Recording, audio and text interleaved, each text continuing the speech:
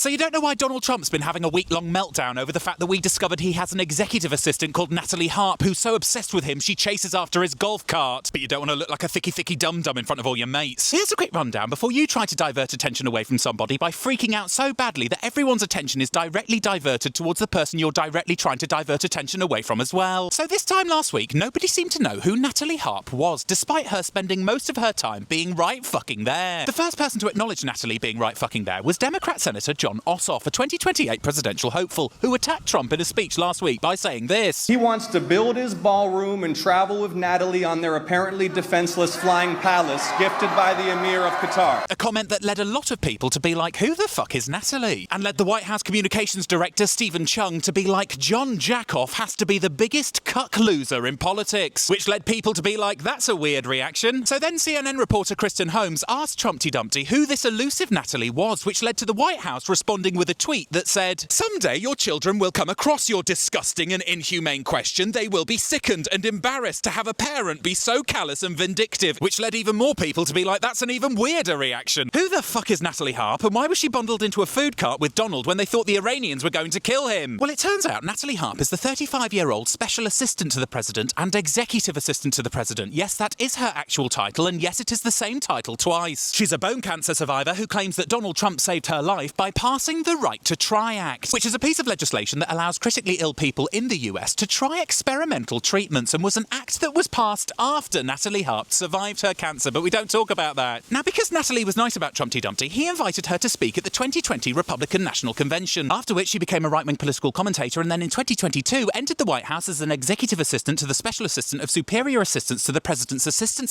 Since then, it's been discovered that she's one of the few people with constant access to Trump, wandering around with a portable printer to print off tweets for Trump to read, because that's how he prefers to read things from the internet. I'm not even joking. More importantly, it's been discovered that Natalie Harp has access to Trump's Truth Social account, which has led many people to be like, OMG, she's the one who posted that AI-generated picture of Trumpty Dumpty as Jesus Christ because she thinks he's Jesus Christ because she thinks he cured her of bone cancer. Also, these Truth Social posts literally shape global markets and start wars, and she doesn't even have security clearance. But as well as writing truths, Natalie also writes letters to Trump saying things like, you are all that matters to me. She also hides in the boot of SUVs to be close to him. But don't worry everyone, according to an insider, Donald Trump's relationship with Natalie is father-daughter, which given that Donald once said he'd shag his daughter Ivanka doesn't make it any less weird. So why is this story important? Well, it's more evidence that Donald Trump is so much of a narcissist that he'll hand over immense amounts of power to unelected people who simply show an unhealthy obsession with him. And the White House know that this whole affair makes Donald Trump look even more senile, and that's why they're freaking the fuck out.